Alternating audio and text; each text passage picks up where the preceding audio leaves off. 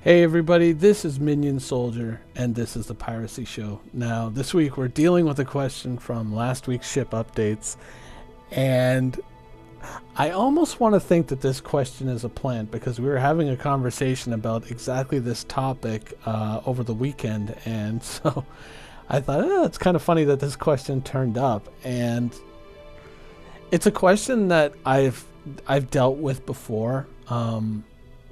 My opinion on the matter, and I've given it, and it's proven somewhat unpopular in the past, so let's roll the dice and see what people think this time. Alright, Bill Plays PC Game says, people say this game is an MMO, but it can't handle 15 players in 3.0. Should I buy it if I'm looking forward to thousands yet hundreds of thousands of players? Good question.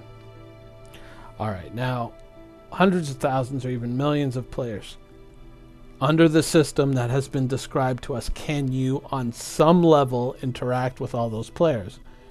Yes, you can.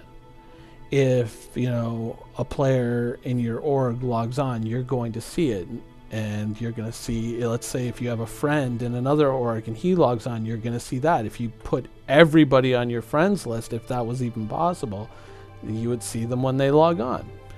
If you say put 100,000 units of iron on the market, would every player under the world server system be able to see that 100,000 units of iron and bid on it?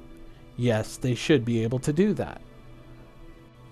Now, how many players can you get into the same instance together?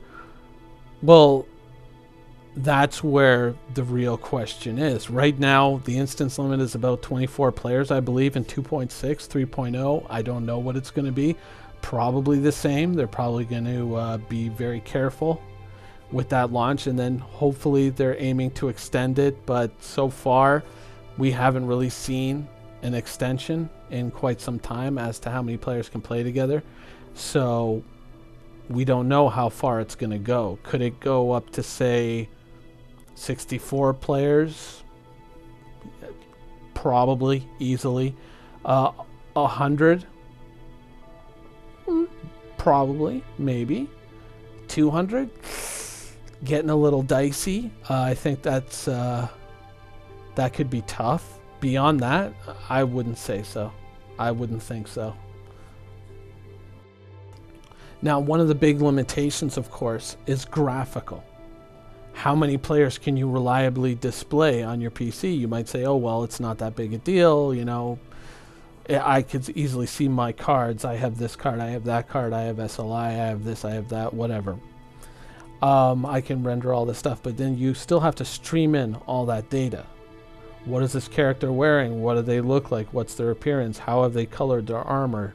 What kind of guns are they carrying? What kind of animations do I have to load for these characters? All that stuff, all that data streaming in can cause your PC to stutter while it loads up all that data. So, I mean, if you've ever played a traditional MMO and all of a sudden you've joined a large group or a large raid or something like that, and then all of a sudden you load into that same area that they are, your computer might stutter a little bit as it loads all that information in. As it realizes that it now needs to keep that information handy and brings it all in, you can get a bit of a graphical stutter there.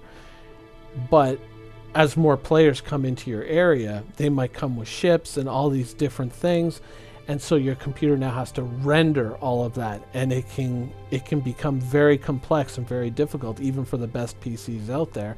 And so there is a graphical limitation on how much your computer can show, and they have to kind of keep you below a certain bar, because if you go above it, then you can experience performance losses, and in a game where your character could die and assets can be lost, performance losses are a big no-no.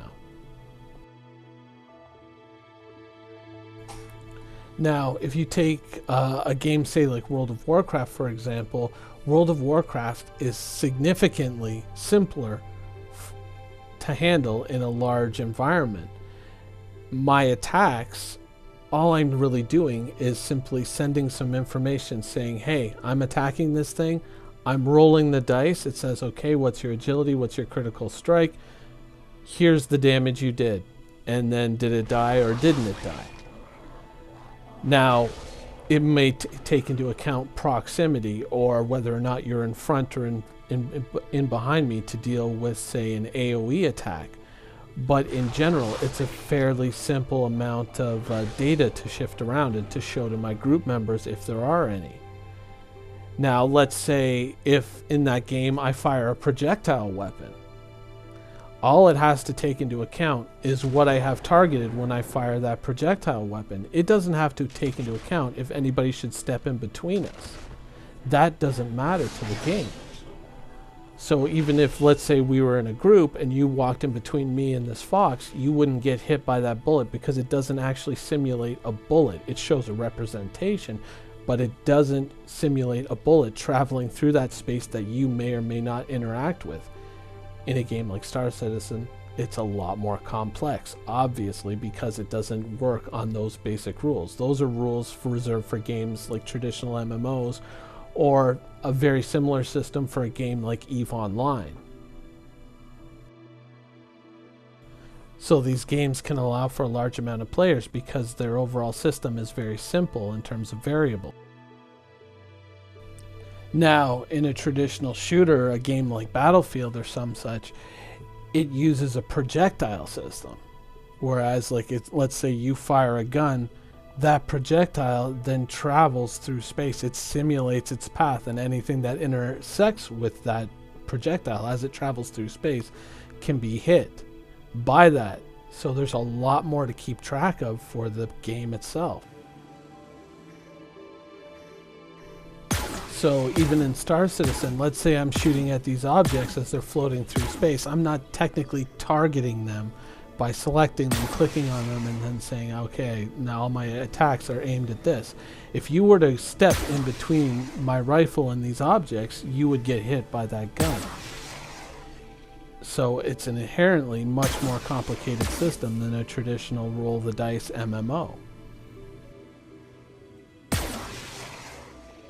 Now, if you think about most first-person shooters that you can play today, a lot of them struggle to get past, 64 players in an instance and be able to deliver that high performance that players demand in that instance, in that combat situation, and usually in very small areas, comparatively speaking. So, given that, you have these AAA titles that are, struggling so much to get up to that 64-player limit, what do you think is going to happen with Star Citizen? Adding to the fact that you can die in Star Citizen, so there's an added reason for it to be tip-top. You just can't have a game that's like, oh well, maybe you were hit, maybe you weren't, we don't really know, oh well, that's just the way it happened, sorry. You can't have that in Star Citizen. Not where players can die and assets can be lost. Players are not going to stand for that. Can you imagine the complaints for them if the game worked that way? Now, when you look at Star Citizen and you look at what they're hoping to achieve with the game, I mean, we're not just talking about some little 1 kilometer, 2 kilometer battlefield. We're talking about worlds. We're talking about planets and the people and the NPCs and all the things that occupy those spaces. 2 NPCs might be shooting at each other, and if you walk through that path of bullets, you're going to get hit. And it's just a question of scaling it up and scaling it up and scaling it up. So not everything can scale that way. And when you have so many players in a tight little area doing things, you're going to hit some hard limits really, really soon. Some will be graphical, some will be networking, but there's simply a limit to how much you can do with how many people. So instancing, even dynamic instancing, I think is pretty much a given. So in a broader sense, you can play with hundreds of thousands or millions of people, but in an immediate sense, that number is going to be much more limited. Now, for the average player, it could be just a case of dynamic instancing. The system basically assigns you to whatever pool of players that it decides that you belong in, with probably players who are geographically located close to you, so the performance is going to be that much better, and they will simply group you up and put you all together. Now, as players leave and as players come, that instance will change. Some people will spill into it, some people will leave. In another situation, let's say you have a large group of players and you want to play together. Well, there's only going to be so much room in that instance for any number of players. So let's say if the limit, let's just throw out a number, let's say the limit were 200 players. If you have 150 people from your org all flying together in the same fleet, that only leaves 50 slots left for whoever else ends up in your instance, which is something that I've discussed before, which is instant stacking. Whereas if you know what the limit is, you can more or less make it so that anybody who tries to fight against you is going to be outnumbered, or the game is going to have to allow two larger fleets to come into collision, and then you could have some pretty serious performance issues in a system like that. Now, if those two large fleets, when they come into collision, some players are experiencing performance issues and others aren't, and someone loses, say, like an Idris or a Hull E full of cargo or something like that, I doubt the old, oh well, whoops, my bad, I doubt that explanation is gonna, is gonna wash with those people. So it's gonna be very interesting to see how this plays out. Anyways, that's my point of view on that issue. I hope you enjoyed the video, and thanks for watching. Quantum travel initiated.